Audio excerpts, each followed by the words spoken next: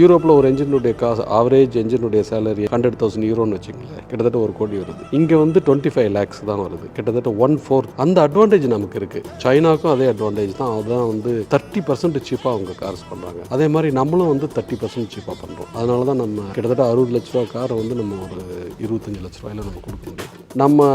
நம்மளுடைய கார்ஸ்லாம் எப்படி பார்த்தீங்கன்னா கிட்டத்தட்ட BMW X3, X1, X3 அந்த ரேஞ்சு தான், அந்த மாதிரி தான் இருக்கும். இப்போ ஸ்கோடா கோடியாக்கு கார் நீங்கள் யூரோப்பில் பார்த்தீங்கன்னா அந்த காரும் XUV 700 ஒரே பேட்சில் கிட்டத்தட்ட ஒரே மாதிரி. அந்த செக்மெண்ட்டில் நீங்கள் அங்கே போகும்பொழுது அவங்களுடைய எக்ஸ்பெக்டேஷன்ஸ், அந்த வெதர் கண்டிஷன்ஸ் நம்ம சொன்னோம், அவங்களுடைய டெக்னாலஜி ரெக்குயர்மெண்ட்ஸ் கொஞ்சம் அதிகமாக இருக்குது. நம்ம அதிகமாக பாப்புலேட் பண்ண வேண்டியது இருக்குது அவங்களுக்கு. அப்படி பாப்புலேட் பண்ணும்பொழுது கிட்டத்தட்ட இன்னும் ஒரு 25-30% காஸ்ட் இன்க்ரீஸ் ஆகும். நம்ம இங்கிருந்து எக்ஸ்போர்ட் பண்ணுறப்ப அந்த நீங்கள் அங்கேயே லோக்கலாக மேனுஃபேக்சரிங் பண்ணிவிட்டு விற்றீங்கன்னா நீங்கள் நம்ம கார் சீப்பாக, அங்கே ஒரு பிளான்ட்டை வாங்கி லோக்கலைஸ் பண்ணி மேனுஃபேக்சரிங் பண்ணி அங்கே விற்றீங்கன்னா நம்ம கார் சீப்பாக. இப்போ அதே ஸ்கோடா, மெர்க், ஆடி அவங்களுக்கு அதே பிரச்சனை தான் இங்கே இந்தியாவில் வந்து அவங்க வந்து மேனுஃபேக்சர் பண்ணுறது கிடையாது, அங்கேருந்து இம்போர்ட் பண்ணுறாங்க, காஸ்ட் அதிகமாகிடுது. XUV 700 வந்து ஒரு 25 lakhs வருதுன்னா அது வந்து 60 lakhs வருது, ஏன்னா இம்போர்ட் டியூட்டி வருது. ஈவன் இஃப் அவங்க வந்து இங்கே லோக்கலாக மேனுஃபேக்சரிங் பண்ணுறோன்னு வச்சுக்கிட்டா கூட அவங்க வந்து இந்த 20 lakhs கார் கொடுக்கவே முடியாது. ஏன்னா நம்ம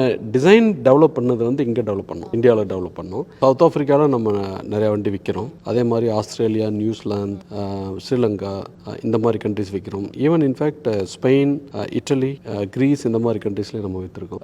எங்கே சேலஞ்ச் நமக்கு வரும்னா அந்த -30 டிகிரி வருது பார்த்தீங்களா, நார்தர்ன் ஜெர்மனி, ஃபின்லாந்து அந்த மாதிரி கண்ட்ரிஸில் தான் ரொம்ப இப்போ இருக்கிற டயர்லேருந்து, சீட்ஸ்லேருந்து, கிரீஸ்லேருந்து, சீட் மெட்டீரியல்லேருந்து எல்லாத்துலேயும் வந்து அந்த டோர் க்ளோசிங், அது ஸ்டேரிங் வீல் எல்லாமே ஹீட்டட் சீட்ஸ் அவங்களுக்கு வேணும். ஹீட்டட் சீட்ஸ், ஹீட்டட் ஸ்டேரிங், அவங்க வந்து ஃப்ரீஸ் ஆகிடுவாங்க இல்லையா. ஸோ அந்த வெதர் கண்டிஷன்ஸ்க்கு தகுந்த மாதிரி அந்த ப்ராடக்ட்டை டிசைன் பண்ணுறதுங்கிறது அது ஒரு செப்பரேட் அப்ளிகேஷன். ரஷ்யாவுக்கே நீங்கள் விற்கிறீங்கன்னா அது ஒரு செப்பரேட் அப்ளிகேஷன், அதை வந்து நம்ம பண்ணி தான் ஆகணும். மற்றபடி நம்ம -10, -12 டிகிரிஸ் நம்ம கண்ட்ரீஸில் ஜென்ரலாக இருக்குது. நார்த்தில், சவுத்தில் வந்து கிட்டத்தட்ட 0 டிகிரி வரைக்கும் போதாலாம். இந்த கிளைமேட்டிக் கண்டிஷன்ஸுக்கு சாதகமாக இருக்கிற எந்தெந்த கண்ட்ரீஸ்லாம் நம்ம போகும்போது அவ்வளோ வித்தியாசம் வராது. எமிஷன் நார்ம்ஸ் நம்ம வந்து அடாப்ட் பண்ணி ஆகணும், ஓவர் கம் பண்ணிட்டு. சைனாவில் இப்போ வந்து 100 வண்டி விற்றாங்கன்னா 25 வண்டி எலக்ட்ரிக் வண்டி. யூரோப்பில் வந்து 100 வண்டி விற்றாங்கன்னா 14 வந்து எலக்ட்ரிக் வண்டி. யூஎஸில் வந்து 100 வண்டி விற்றாங்கன்னா 7 வண்டி தான் எலக்ட்ரிக். இப்போ யூஎஸ் வந்து எங்கேயோ போயிடுச்சு, கீழே போயிடுச்சு. சைனா வந்து எங்கேயோ மேலே போயிடுச்சு. ஸோ இப்போ நம்ம வந்து குளோபல் ஸ்டேட்டஸில் குளோபல் பவராக இருக்கணும் அப்படின்னா, அதே மாதிரி நம்ம வந்து 1.4 பில்லியன் மக்கள் வச்சுருக்கோம். ஒரு கிட்டத்தட்ட 300 சிட்டி, நம்ம சிட்டிலாம் வந்து பாப்புலேஷன் ஆகிட்டு இருக்கு. நம்ம குழந்தைகளை காப்பாற்றணும் அப்படின்னா அதில் வந்து இந்த பொல்யூஷன் ப்ராப்ளத்துலேருந்து எடுபடணும்னா நம்ம எலக்ட்ரிசிட்டிக்கு போய் தான் ஆகணும்.